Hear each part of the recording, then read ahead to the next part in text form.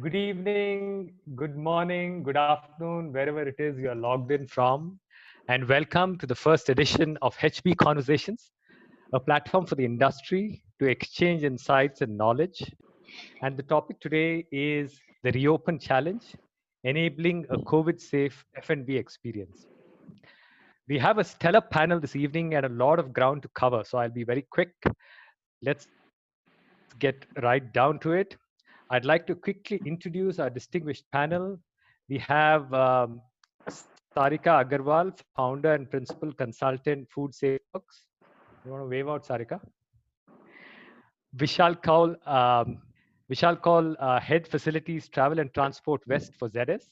Yeah, that's Vishal. Yeah, hi. Vikas Chavla, Director, Global Site Operations, Adobe. And our military veterans, Wing Commander Shrikant Balagandhar, Head Corporate Services APAC for PEGA, and Sumit Sharma, an ex-army man and today's birthday boy, and now Global Contracts Director, Workplace Services at Capgemini. And last but not the least, my colleague Sandeepan Mitra, co-founder and CEO of HungerBox. You know, when I happened to look up all your LinkedIn profiles, you all look very different. One of the starkest differences is, I think, the pictures of you all up here, on the LinkedIn profile, substantially shorter hair. But that is one of the more innocuous implications of the pandemic. Overall, as we are all aware, it's been fairly tumultuous and our limits are being tested. In my discussions with Vishal the other day, he put it nicely. He said all of us were on autopilot and suddenly the plane is facing major turbulence and we are all coping. But it's not all doom and gloom. There are definitely signs that we are learning to cope with the reality. I'll try to avoid using the word new normal. So in today's discussion, we'll focus on reopening and what we need to do to gear up. And like I just said, we have an experienced and diverse panel to share insights with fellow professionals. So may I now invite the panel to commence by talking a little bit about what the last few months have been like for each of you since the lockdown began. And now that the lockdowns are being lifted, what have you learned and how have your own roles and responsibilities evolved within your organizations? Let me start with Sumit. Thanks, Brian. It's uh, it's been a real journey for most of us as a journey of self-discovery. In fact, after the initial shock which came with this pandemic, there was a lot of time for reflection because obviously you had to give up 2 to 4 hours on the road every day. That was a time saved by you, and there was time for you to really understand what is it we are doing in the long race of running our businesses. So reflection was one very important aspect which came in. For an organization like us, Capgemini, which is a global organization operating in around 44 cities, for us, the challenge was dual. It was around this time that we finalized an acquisition, a major acquisition of a company called Ultron. So for us, the challenges was a dual challenge because we suddenly had a situation where we were trying to uh, cope and organize ourselves for, in the wake of COVID, of course. And then you had this organization to integrate back Mm, into into the new organization, whatever comes out of it as Capgemini, right? So mm, two challenges at one same time, and also a challenge that our global CEO changed exactly at that same time. Now, when all these things were happening for us, we were talking about close to around 770 office spaces, big and small, all over the world. And this was for the first time in a very long, period, maybe after 2007, for the first time, that you had an event which was impacting everybody and all your offices almost equally. correct. And for an intelligent industry company like Capgemini, for us, what was also at stake was our customers, because in the outsourcing industry, the customers have relied more and more on partners like us to deliver their outcomes. And suddenly the customer was also hit by business continuity Mm, situation. we were hit by business continuity situation, and all our offices were hit by business continuity situation. So what was the priority during that time? The initial priority, of course, was the safety of people, your own people, your employees and your clients, the health and safety of them and your partners who were working with you. And that was the time when the governments were also slowly waking up.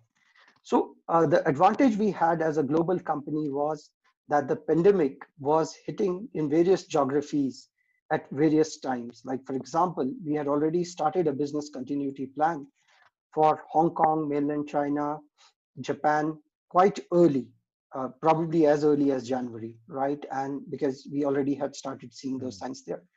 And as a result, as a global organization, you were able to really learn across and understand, what is the impact which has happened in a particular culture, in a particular geography, and how that impact is likely to travel back to you. You were also able to learn from the actions which the governments which were first hit and facility managers and management which was first hit was thinking and doing to make sure that people are safe and businesses are secured. Now, one of the most important things which we realized in this whole crisis during COVID was the importance of a crisis management team. And when I say a crisis management team, it was not purely a typical crisis management team which was configured before the crisis. The crisis management team had to be much more diversified. It was a team which involved your partners also to be a part of your planning process. And more often than not, it is like the organization by itself which is trying to plan. But since all the supply chains world over were disrupted, so your partners who are a part of your supply chain also became very important. So the crisis management team was the first major change, and we saw that facility managers, property managers, and F&B managers became a very critical part of the crisis management team. And they were not only there like erstwhile, taking only the actions out of the crisis, what the crisis management team ended up deciding, but also helping to be a very important consultant or an advisor to the whole crisis management leadership to be able to bring in health safety. Largely, health and safety was a responsibility of facility manager and real estate managers world over. So this particular organization suddenly came up to fore, and the organization was also learning world over how to respond to it. So the initial was what you do if you find one person infected in your office. And the whole initial panic was around that. And by the time we learned to manage that, the issue was how do you do a contact tracing? And once we learned to do the contact tracing, by the time we realized that visitors coming into your country or into your office from outside were the most vulnerable. How do you kind of quarantine them when there were no rules for quarantine, right? And thereafter, we also realized how do you rely on your government and its information much more compared to how we were used to it earlier.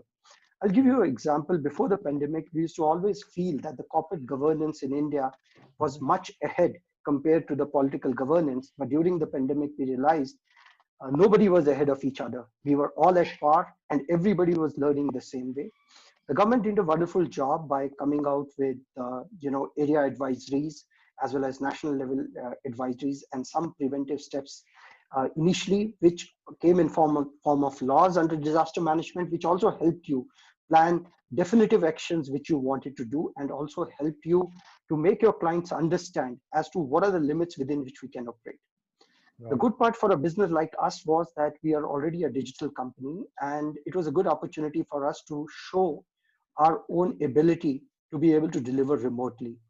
Delivering remotely, when we started, we were at a capacity to deliver 85% remotely because a lot of our MSAs and SLAs with our clients didn't have a provision to deliver remotely. But then subsequently, as we realized that this pandemic has to stay, we were able to push that number almost to a 95 plus percent to start with.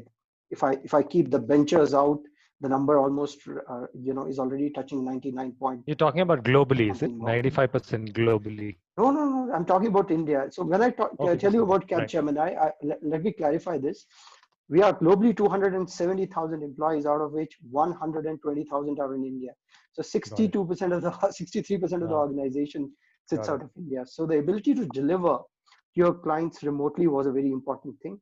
For a long time, facility managers were nothing but more like, express delivery Mm. boys who were delivering laptops to the homes of people because people could not move around because of the restrictions, and we had limited ability to deliver.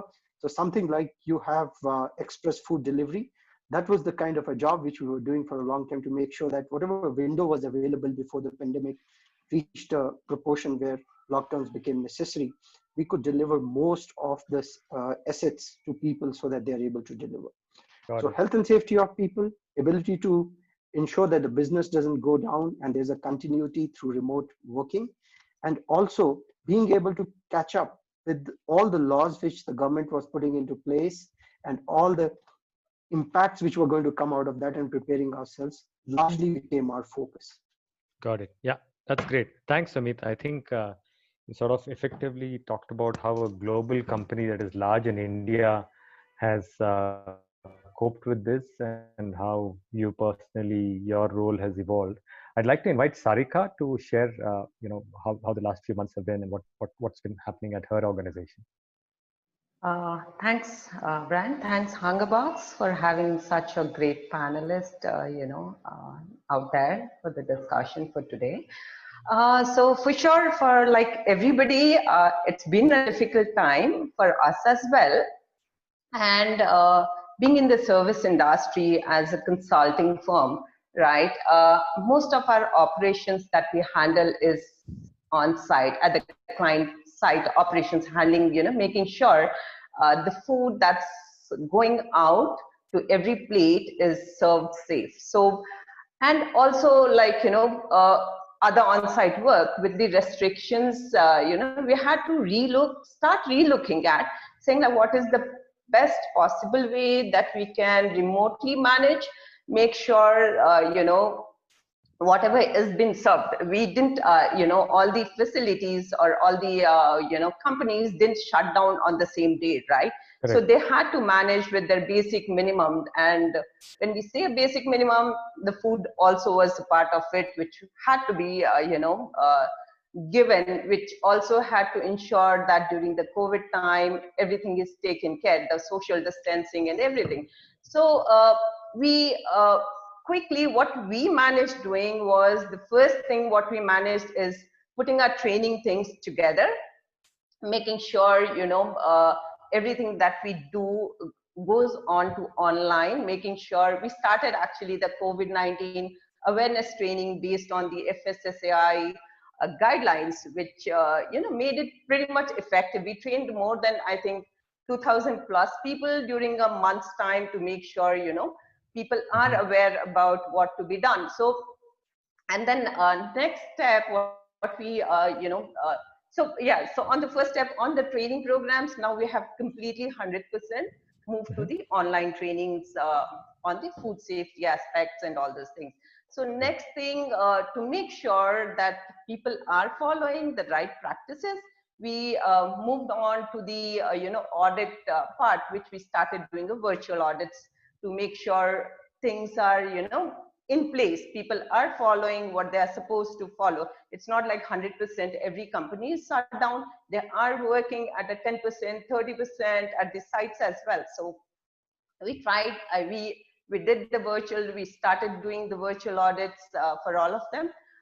Apart from that what we started is we, double down on our digitalization of our Mhm. FSMS operations, and that is something, which we thought will help everybody. It's not just the need of an hour. At a long run, that could be a requirement to make sure, health and safety is at place.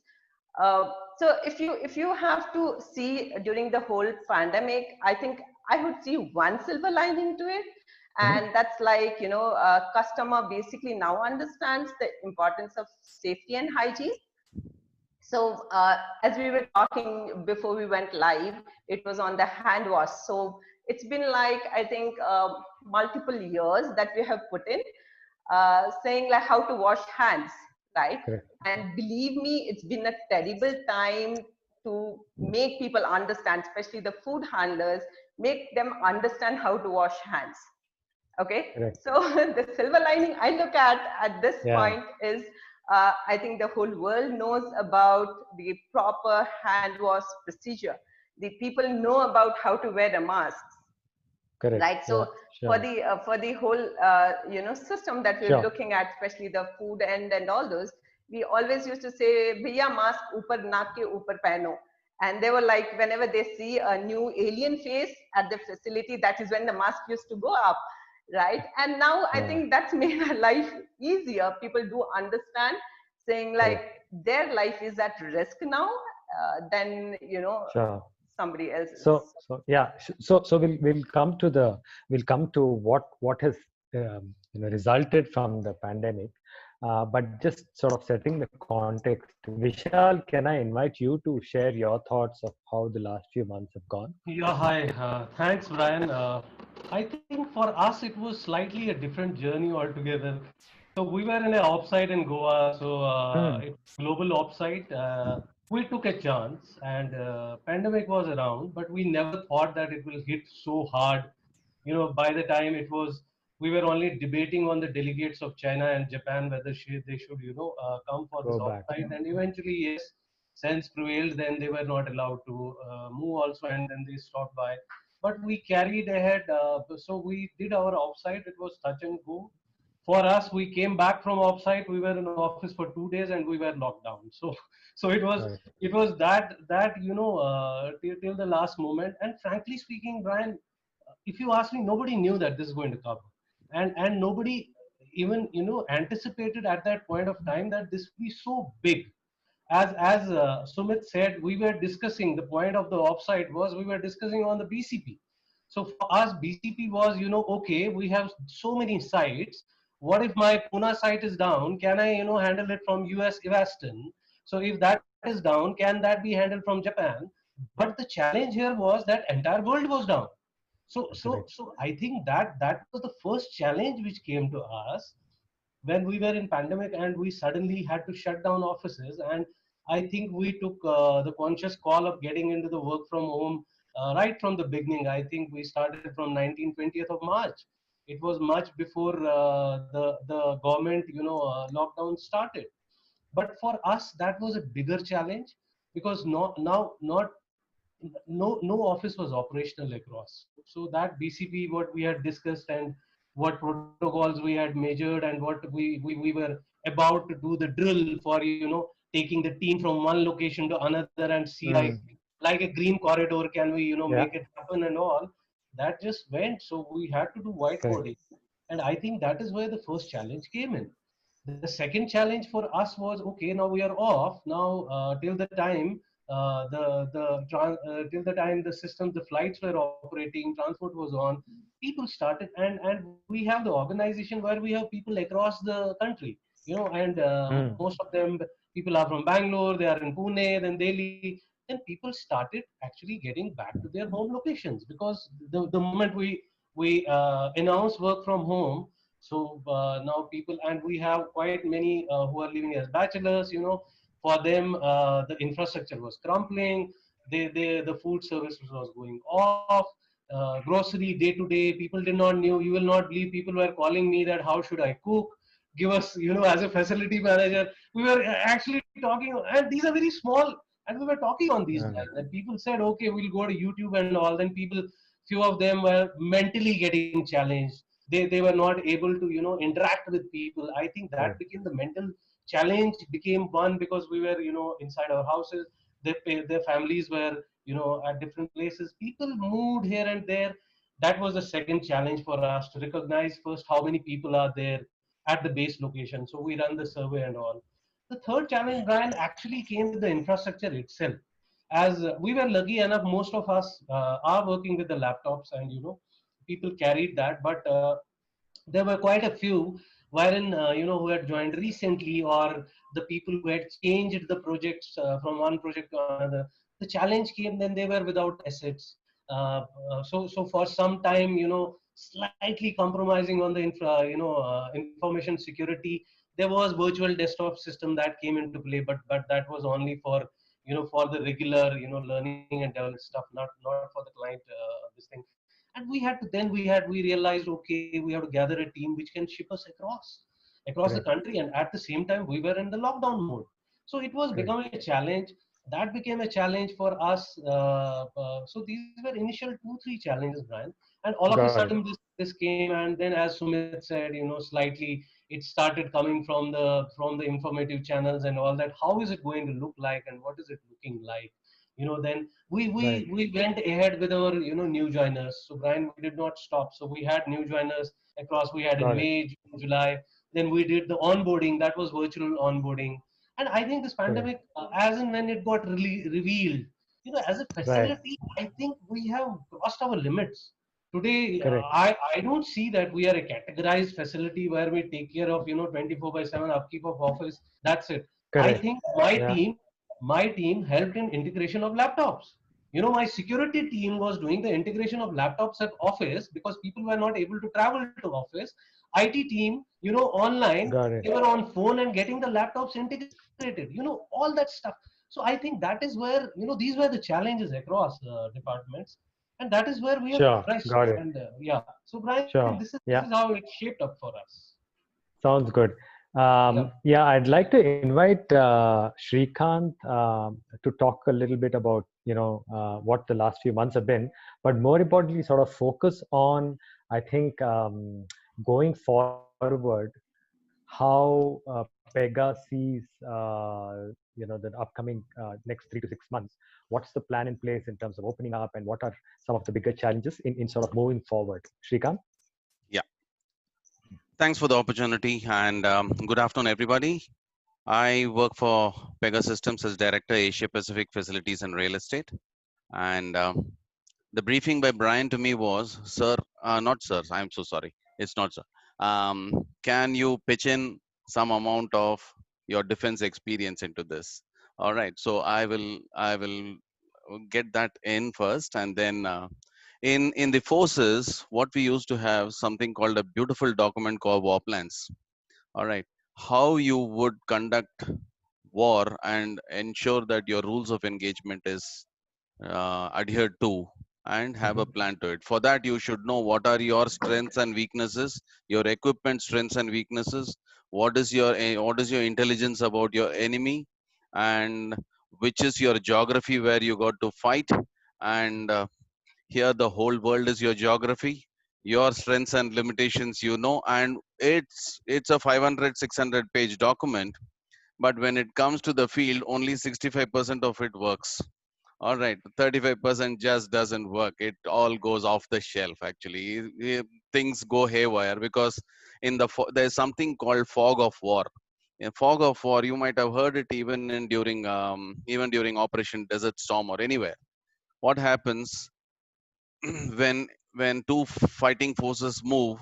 There is so much confusion there. You don't know who is where, and decisions doesn't get taken in time. And this situation, when it started, was basically fog of war, because it was it affected every country in the map. And but as Pegasystems, I'll come back to Pegasystems. I'm Sure. in corporate now. That's my past life. But Hmm. what I mean to say is, you should have a nice written document irrespective for that 65%. If you have that 65% ready, 35% you can as well adjust on the fly. All right, number one. Great. This 65% will ensure your resilience. Many service companies had to go for mass procurement of laptops. They were all doing their work day in and day out with desktops, and there was a breakdown of Pega is a product company. March 22nd, we went on work from home. 23rd morning, we were 100% work from home. From a business perspective, across the world, 39 countries, there was Oh, nil okay. disruption. Nil disruption. We took, from a facilities perspective, we handle small offices. We don't own campuses. Wherever we are in multi-tenanted buildings, two offices are there that are the largest, which has a footprint of about 3 lakh square feet. and across the world we own possibly we have about a million square feet footprint, and 5,000 people organization, but high end in technology. So it had been catered for. It had not been catered for as a plan. It just worked out that it was it. Uh, and From a facilities perspective, Mhm. we all used to really think EHS are paper pushers and they maintain Excel sheets and they say this is a problem, that is a problem, and you go and do the dog's work and get the audit objection cleared. EHS, which was basically a peripheral function in the whole admin fraternity. I used to frankly detest EHS guys actually. When they come in, they don't bring operational value. I used to think of that. But when this thing came, Mhm. EHS is the centerpiece. What most of the when I used to speak to my team, I used to speak as, don't think of yourself as administrators, think of yourself as experienced designers. All right, Mhm. because when Correct. people come, admin impacts at least 20 different, we provide services at least 20 times: electricity, water, pantry, tea, coffee, food, everything. So in one 8-hour working day, every associate has at least 20 touch points from admin. And each touch point, how can it be an experience for the associate? So I used to call myself or my team as an experienced designer. Now it is not. It's a that experience goes out of the window and we bring in EHS there. All right, so so EHS has become the centerpiece, and the whole thing earlier it used to give a mass cover for all the, now it becomes a Mm. centerpiece. So from an adjustment point of view, it hasn't been a song and dance for us. It has been very, very smooth. It has been very Great. smooth. That's good to know. We don't intend to return to office till April 1st Mhm. next year, and that's Mhm. also a moving target. We'll take a call sometime in mid of February, and then if there is a need to push it, we'll push it further. So Got it. that's uh Yeah. that's the Got it. yeah. Thanks, Srikanth. Yeah. So, yes, if I can just invite Vikas to summarize what the last few months have been, and again talk a little bit about going forward, how you see this opening out with the specific context of cafeterias itself, because they can be the linchpin of any organizations. Earlier, it was the server room that was the nerve center. Now it is cafeterias where so much happens. So, Vikas, if I can invite you to share your thoughts. Thanks, Brian. Thank you, and good evening to everybody. So, as we all know, the last 5 months have been a roller coaster ride for all of us. Nothing short of now experience that we would not like to now give or impart any learnings to anyone. We just pray that nobody has to see this time that what we have seen. But having said that, coming from a background of F&B industry, I've been a hotelier for about 14 years before I moved to corporate real estate and facilities. I have seen a lot happening through these months. Then, especially now, you are closely connected with your college friends, you are closely connected with your hotel colleagues, and then the way the F&B industry has been impacted, that's been a very sad state of affairs. But yes, we always see now that in every adversity there is an opportunity.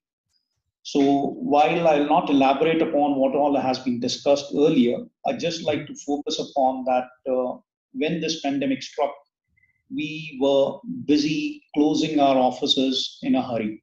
It Right. was not now a planned manner where we could close down. We just got about 24 hours off because we were getting to know that is going to be a lockdown shortly. And then whatever we need to do so that as and when we come back, the buildings are in a good state and we can operate them.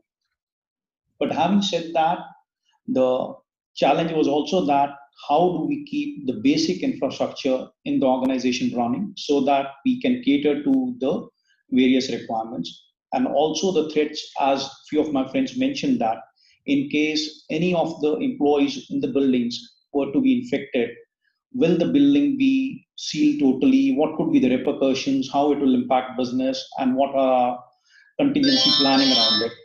So those were the few things which we uh, had deliberated upon. And what came out as a scenario for us at Adobe was that we will have our uh, teams, which we call as the BCP teams, being there stationed at our premises only for a 15-day period. Whether it is security, whether it is housekeeping, whether it is the technical staff, we will be rotating them once in 15 days. They will be there and we'll have double set of people. Say, if we require about 5 people in one shift, we will take 10 people so that they can work around a 12-hour shift and be in the office only. We could prevail upon our teams so that they don't transgress in and out of the facility and the danger of them getting infected is not huge. That worked immensely for us.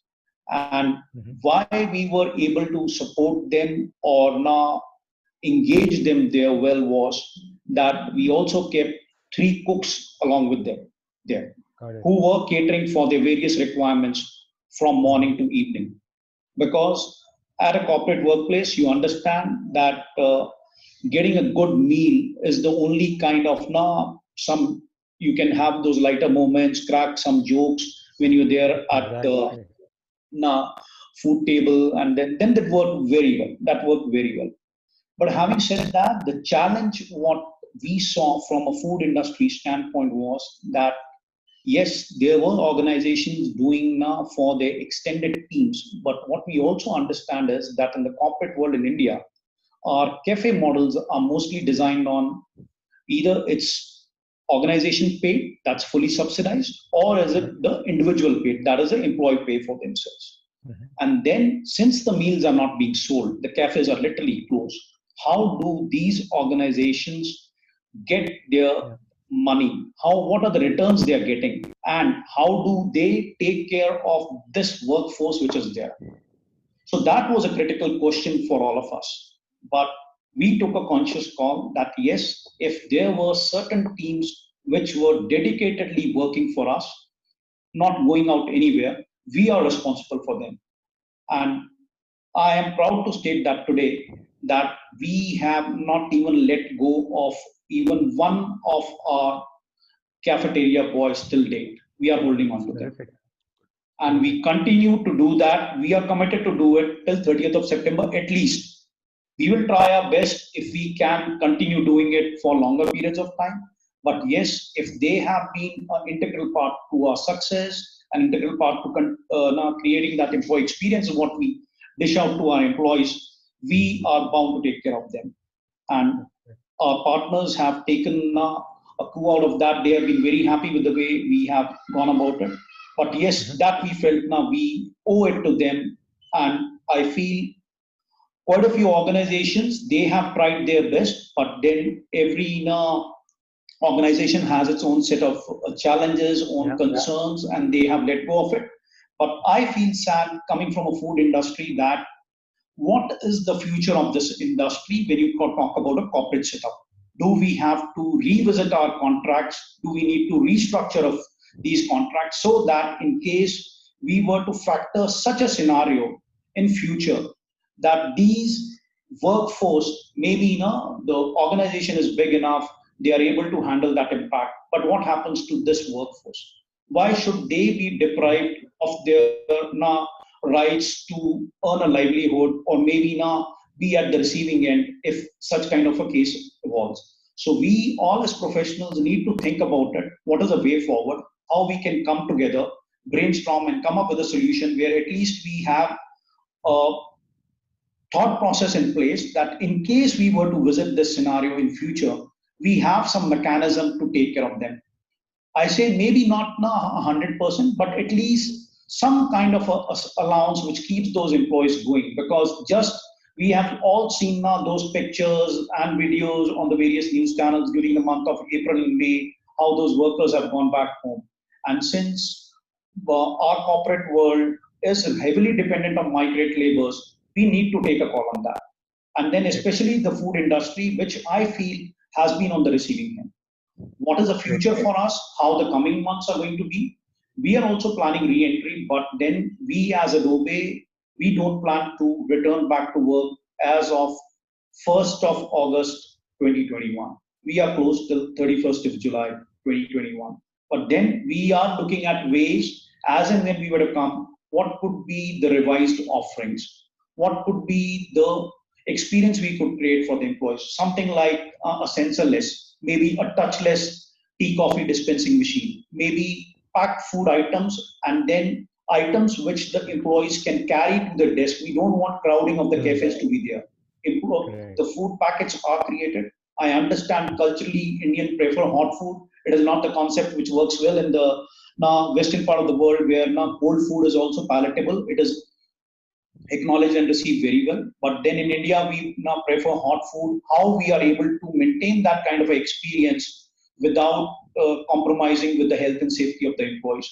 So that's again food for thought. We need to brainstorm, work on that. But we are working on packed food options and also looking at options so that the meals can be served to employees at their desks, and then there can be a mechanism where the disposable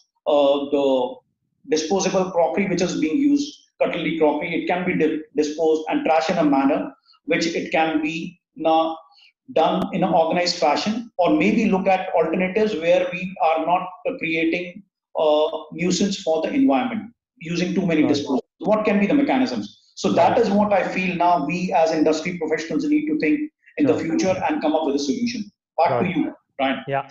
Thanks, Vikas, for sharing that. I think it's a great segue for Sandeepan to come in. So Sandeepan, do you want to sort of take that up and talk about, how the cafe of the future or the corporate catering, institutional catering business of the future should look like or is likely to look like?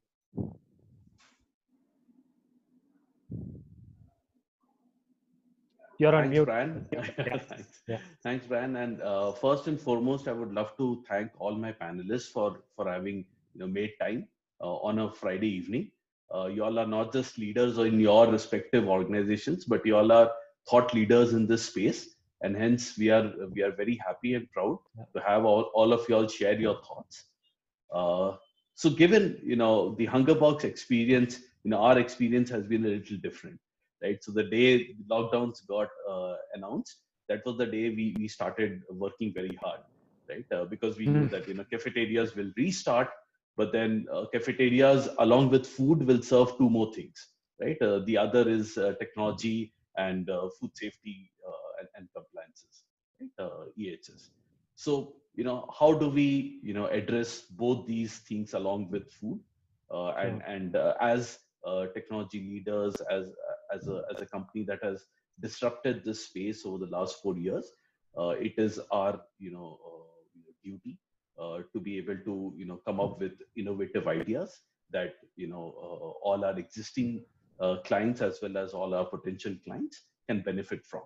Right? So we started work on a COVID-safe cafe suite, right, which essentially included everything from safety of personals to food, sterilization to social distancing, crowd management in the cafeteria to digital payments, to all these components all put together. We started work on it, and then we were able to release it in 45 days. And then since then we have been building on it, sector wise, getting more and more inputs from our clients, and building on top of that.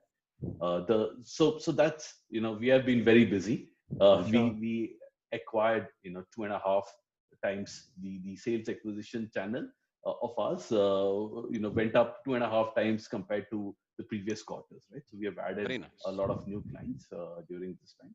But what is most important is that we now are able to give the market a safe cafeteria suite which is tech led, right? And that's something which we felt is the need of the market. A lot of industry people came back and said that that's can you all help us build this? And we are very proud to partner with a lot of top corporates in this country to build this out and keep building on it. The way I envision the future is that cafes are here to stay, like any institution around us, right? There are discussions around relevance of schools and colleges, around movie theaters, around malls, around everything around us, right?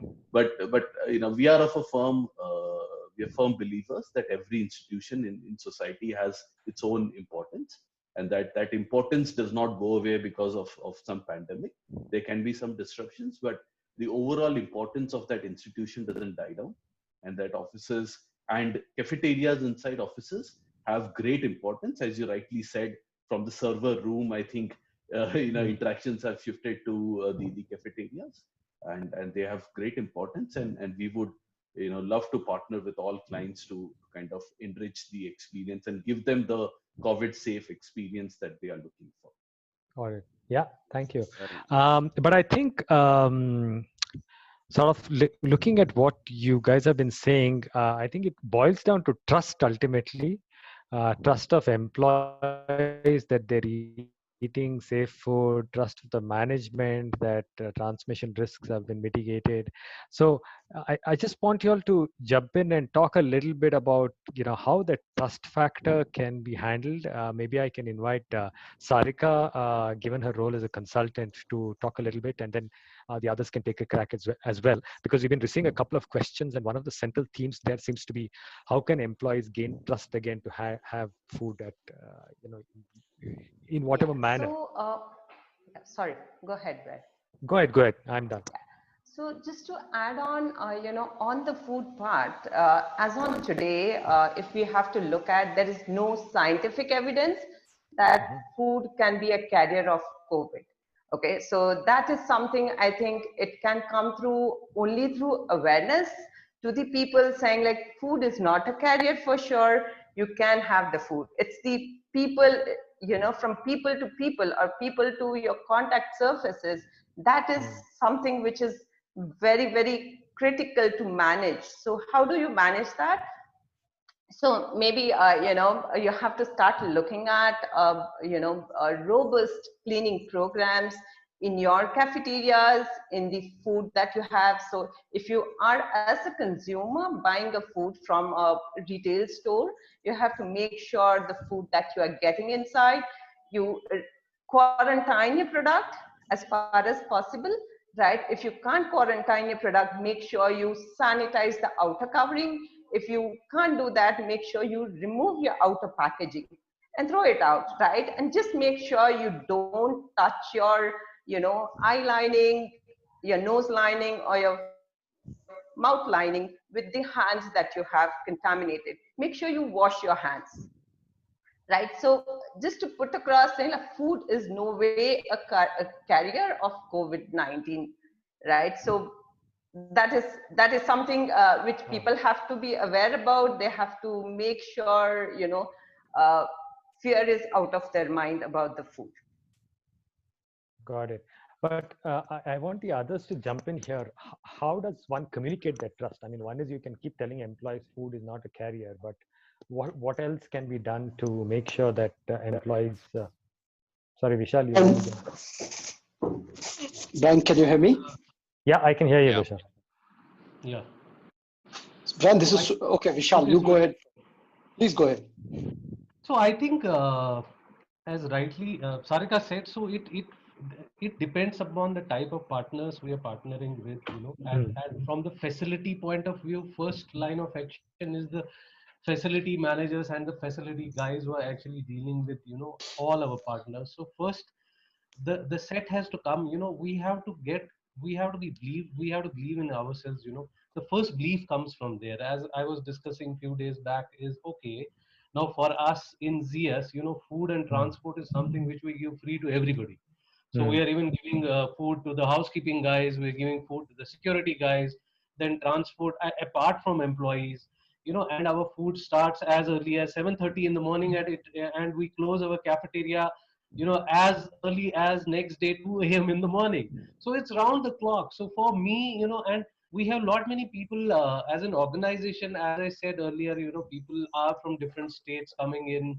When I talk about Pune, Delhi, so it becomes an important part. So the first thing is that we as managers have to be, we have to uh, believe in, the partners we are dealing with. One comes with that. One comes with technology, as Sandeepan said, now crowding of cafeteria. Then how do I make sure, because we are using the online portals for cafeteria, and people order from. In fact, we're using HungerBox, so people order from that. now how does HungerBox come into the play, wherein it actually maintains the the level of capacity of Protocol. Yeah. cafeteria. Let's say red, green, amber. Can technology do something there? Vikas sir said that touchless is something which we will be definitely looking at. What kind of touchless? Everything, we don't have to go so much into, but the touch points, wherein there are people touching, like we have now dispensers are there, water dispensers, tea coffee machine, then food dispensers. Is there something which comes as now food dispenser? We have the biscuits and all coming out of dispensers. How do we make those touchless? I think Mm. that is also one aspect. Second is awareness. I think once we do this, Brian, awareness across the organization is important. I think it's important for us to put forth to employees and the management that what are we doing? Mm-hmm. So that awareness has to go. That Mm-hmm. these are the steps what have been taken, and Yeah. we have an ethos that we leave it open. In Yeah. fact, it is a two-way traffic for us. We Yeah. ask for the feedback. If somebody has a better insight of doing the things, let it be anything. So Got since it. we are Sure. consulting, Yeah. so we ask for that platform also, I think. So second aspect becomes that how we do the awareness program across the organization, so that that belief factor comes in. Shrikant earlier said yes, employee safety is now center, Mm. and I'm saying 100%. If it is for me also, today I will not go easily to a restaurant and have a food, because there are Mm. not many things which will keep on working on the back of the mind. So I Got think it. that is where we have to play a key role, Sure. uh, Got it. and that's how I look Yeah. at it. Yeah. Sumit, you wanted to jump in? Yes, so I was alluding to the previous conversation where we said that we have moved in facilities management from data Mm-hmm. center management to cafeteria management. And Mm. I can assure all of you, it was easy to do a data center management. It's not as easy to do cafeteria management. So let me first confess, at least in a data center, you are sure the POE which you are reporting is the POE which is coming out, because there are meters which are showing you that, and they're all Mm. digital and connected and can be connected anytime. Right. The real challenge in a cafeteria is not only the back-end operations of the cafeteria, which is the kitchen and the dishing out, last mile serving out of the food, but also the customer who comes in. Mm-hmm. Mm-hmm. And since the question is on trust, I think what we can do is be very, very open and honest. Like earlier Vikas brought out, Yeah. and even Vishal brought out, we can be as open and honest. But also what we need to do is we need to understand that cafeteria by themselves in our office spaces are not a solution. It's a holistic solution where cafeteria is a central part of the whole facility. So Right. as long as the whole facility has those Checks. multiple steps and Mm-hmm. checks of reaching this central place, cafeteria, which is far more sanitized, and cafeteria has more focus on washing hands rather than sanitizers everywhere, and Right. as much touchless as you can go. I Right. think that demonstration is something which is very, very important. And I'm very happy that because when we were dealing with this global crisis, we realized that culturally there are very few countries all over the world which have a concept of a cafeteria or a canteen, especially with knowledge workers. Mm-hmm. And I realized that the countries which typically have these concepts, most of them are in Southeast Asia. And as you go into Europe, then these are certain Eastern European countries which really believe in some concept called a cafeteria. Rest everybody believes in a coffee shop, and there's a totally different dynamic there. Got it. The good part of we loving our food hot itself gives you a lot of assurance that you will never get infected because of your food. And as Sarika said, there's enough scientific evidence.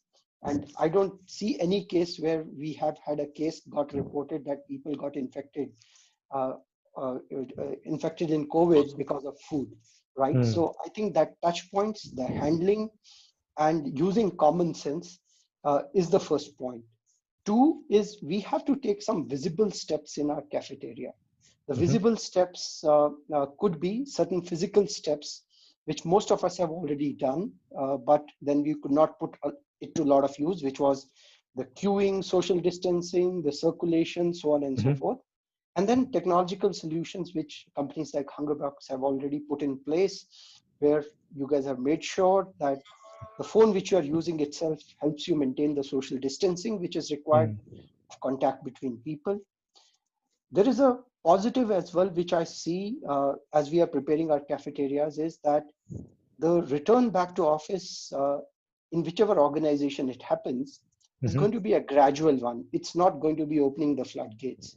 And Correct. that percentage of occupancy is going to gradually increase. So right now, on an average, it is sitting at around 10 to 12% in some organizations, at the max to 50% because of the laws which are there, because of social distancing and so on. So as we prepare for it, let us make sure that we as the managers of the cafeterias and our F&B managers are available on the floor to be able to meet people, talk to them, demonstrate to them the actions which have been taken, and also respond to the problems which come out of insecurities. See, the question of trust is also linked with insecurities. Once the trust has been built, it has to be one single incident, like Sarika was saying, the mask of one of your servers to be below his nose level, for somebody to take a picture and tell you, hey, I don't trust this cafeteria. So I think more and more supervision just to make sure whatever we have promised and said is delivered on the ground, and also conversations with people who come to the cafeteria, and looking at cafeteria as not only a place where we come to have food, but also is looked as an extension of your workspace, which has been properly reorganized to meet all the requirements of hygiene, social distancing, and so on and so forth. And one more thing, if we have not already done it, increase space where people can wash hands in your cafeteria, and the distance between those spaces, one Vikas said touchless, and the second is spread it out. In most of the cafeterias, these spaces are concentrated in one place where you again come and rub shoulders with each other while trying to wash up. You can't kind of put one tap as a tap not in use. So redistribution of that space is something which will come from the cafeteria design, because your capacity will decrease, and use this time, which is a lull when people are not coming to offices, to convert all your taps into touchless taps, and similarly all other equipment which is required to ensure that a trust is built to a touchless thing. Bring in barriers, transparent barriers at your right at the gantry where the service is happening, so that even if there's a visible partition between the food where it has been kept and your people, if you've already not done it, and if you have it already, increase the height of it, go more scientific, so that it's much more demonstrable from a physical infrastructure in addition to the technology applications which will be put into place. Got it. Great. Yeah, thanks for that, Sumit.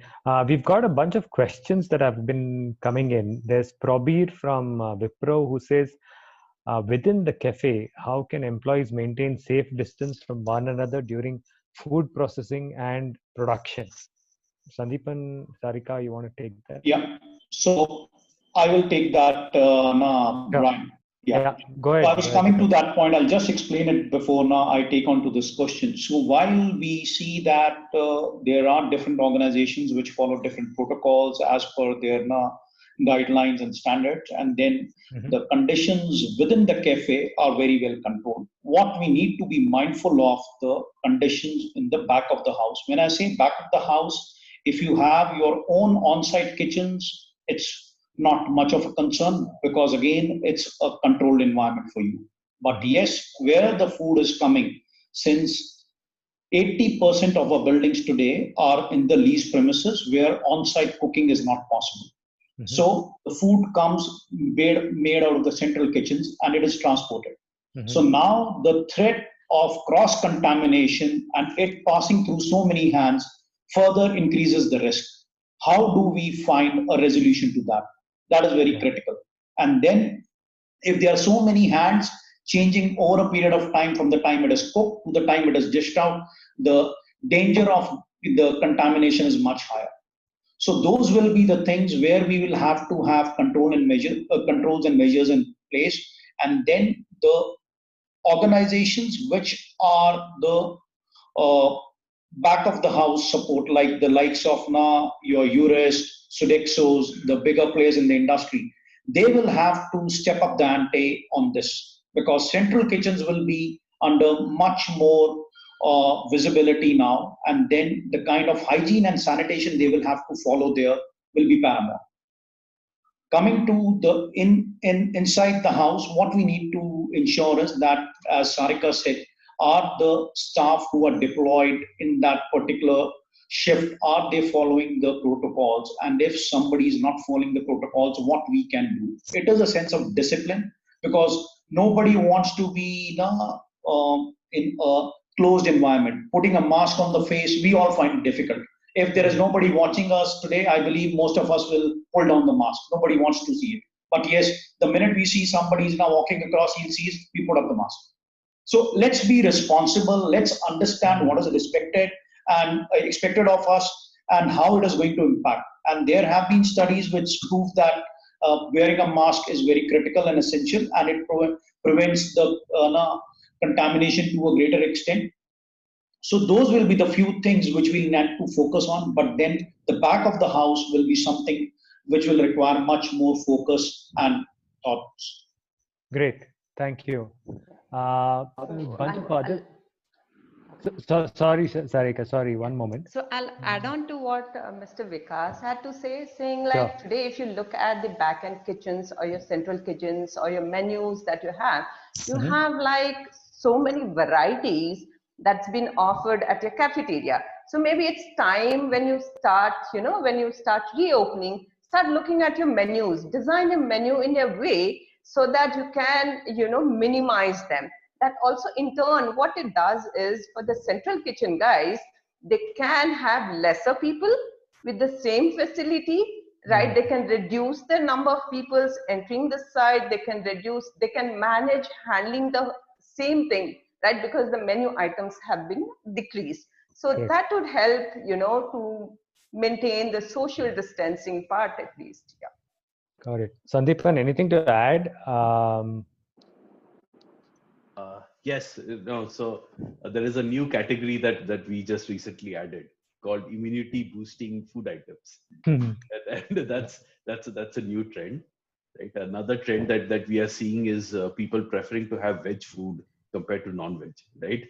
So it used to be a 60-40 kind of a ratio. Now it's 90-10. I don't know how long this will remain, but this seems to be a trend. And as Vikas rightly mentioned, each of these steps that we talked about, be it on the personal front, be it on the food coming in, be it on the interactions that happen between all the associates, all the employees in the cafeteria space. All these three aspects are very critical, right? And there are these interventions where we have these physical lines being drawn on floors and indicating people to walk a particular path and things like that. But our suggestion would be to all corporates is to look at real tech solutions. At the end of the day, you yourselves are technology companies. So when it comes to facility management, cafeteria management, look at doing this through the use of technology, right? It gives you great reporting, great visibility, transparency.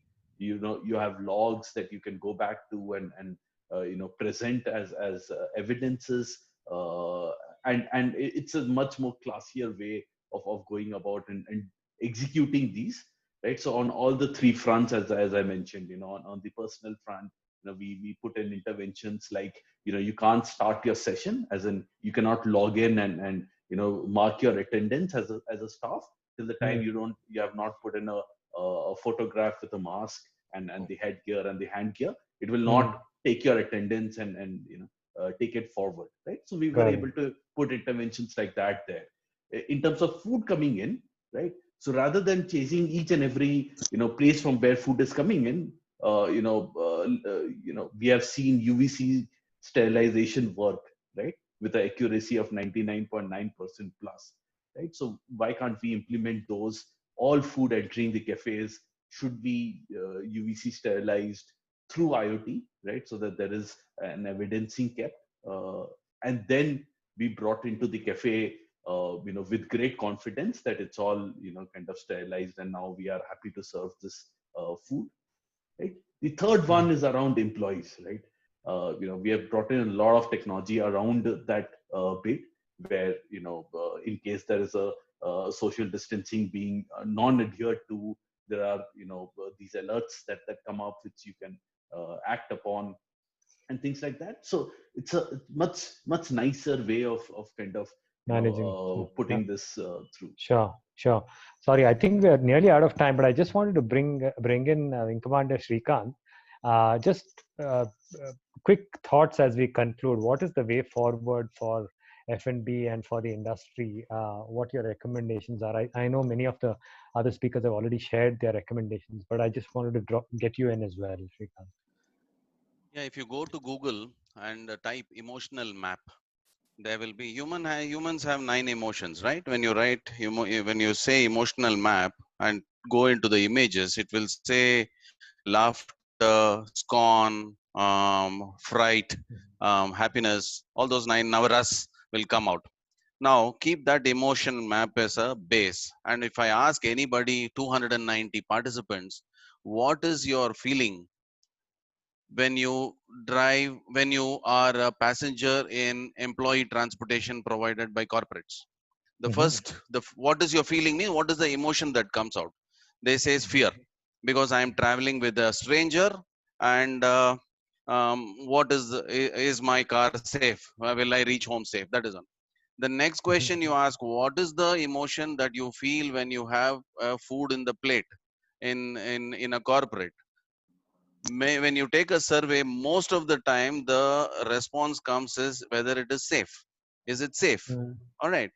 And now, how does safe come? Now, you ask a beautiful question and didn't give me the opportunity to talk. I would have loved to pitch in at that time. It's called trust. When you say there are 2,400 companies, 500 companies in Hyderabad, IT companies, 3 times more in Bangalore. How many caterers are there? 50 caterers max. In Hyderabad, and another 70 must be in Bangalore. Not worth the salt. Today, if I leave my job and something and open a catering agency and I call it Srikanth Caterers, Vikas will not even pick my call. Sumit the same call, same guys, right? but but brand means trust. All right, and trust is an emotion. Now the Hunger Box brings that trust. I'm not advertising for Hunger Box. Sandeepan is a good friend, but if you go in for good brands, means you as managers, as facility managers, you have given your facility to the IFM staff to manage. You should not get into the transactional activity of wipe and mop and those sort of things. We should elevate ourselves and think strategic and say that I will bring in only strategic partners who will be able to give me a wholesome delivery. I will bring in Srikanth caterers, and rest of the EHS and kitchen audits and X and Y's is all with the client.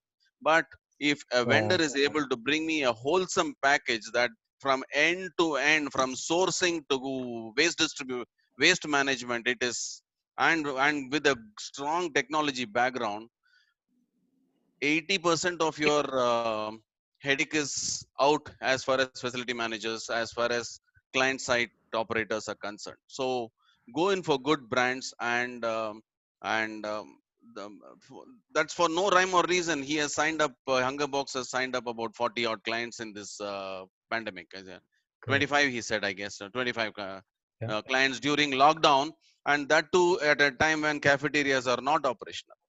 All right, so it strongly resembles the trust that comes in. So trust is a leadership word. It when I cannot tell my reportee to come to office from tomorrow. He should be comfortable to come to office, and I should lead. That's why in corporate sometimes I dislike the word managers. Managers manage, but leaders lead. All right, so if you have good brands, you and that brand gets top of the mind recall in people's minds, whether it is a administrator or a associate who enjoys your food. This food is from HungerBox. That means the emotion is it is already safe. Correct. All right. Thanks, Srikanth. So, sorry, thanks for that. We have very interesting poll, and we have 291 participants. So I can invite my colleagues to sort of float that poll. It's quite interesting. and we can do a quick poll before we end. Madhukar, So, yeah, Bran, there you go. When do you expect employees to return to work? So, unfortunately, the host and panelists cannot vote. So, let's see what the crowd has to say. So, I Bran, do think it's. Go ahead. Go ahead. Bran, while the poll is now being done by the participants, I just wanted to ask a question to Sandeepan, if I can. Your Yeah, permission? please go ahead. Yeah, go ahead. Sandeepan, with the current industry scenario, what we are now looking at, when do you think the volumes which existed in the cafe scenario or corporate world as on 31st January 2020, when they will return?